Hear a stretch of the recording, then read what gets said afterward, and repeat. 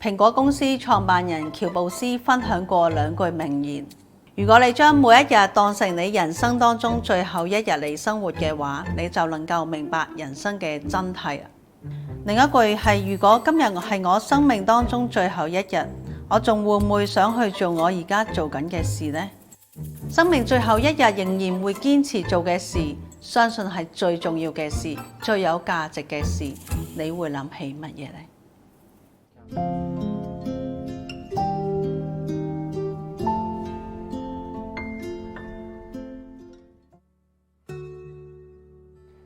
耶穌每日在聖殿裏教導人，每夜出城到橄欖山住宿。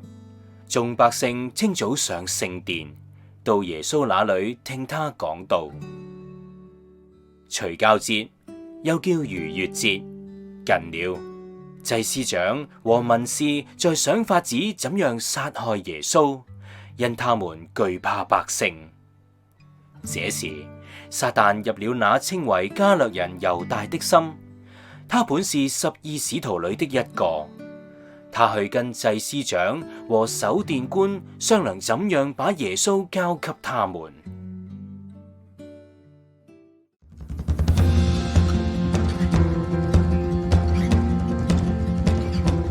耶穌提醒我哋要醒啲，唔好受引誘跌入陷阱，必要嘅時候要遠離逃避不法嘅事。如果你公司有督灰文化，你好自然會樣樣小心啲，提防啲，寧願少啲講嘢，少啲做嘢，免做無謂嘅犧牲。但係總有啲事情係必須堅持嘅，必須喺順流裏面逆向而行，就好似呢位忠僕耶穌咁。佢明知道祭司長同埋文士已經好妒忌佢，成日諗住點樣去殺害佢，就連佢嘅門徒猶大都因為貪錢而出賣咗佢。但係耶穌好清楚自己嘅召命就係要宣講真理，佢唔驚被針對、被督灰、被捉拿，仍然堅持每日去教導人明白真理。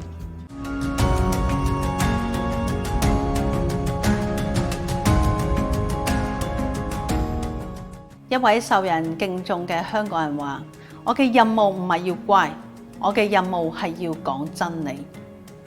但係喺呢個淨係講求要乖、要聽話嘅社會洪流裏面，要堅持初心、守護真理，談何容易呢？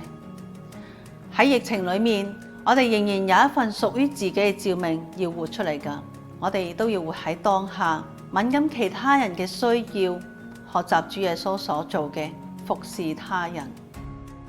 讓我哋特別紀念軟弱困苦當中嘅人，照顧貧窮嘅人。喺呢個預苦期裏面，我哋可以學習過簡樸嘅生活，而將額外慳落嚟嘅錢奉獻俾佢哋。我哋亦可以用一啲嘅時間去服侍露宿者或者貧困當中嘅人。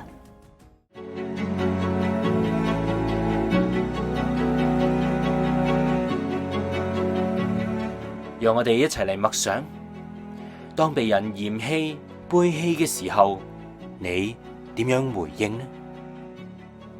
如果今日係生命中嘅最後一日，你仍然會做嘅事係乜嘢呢？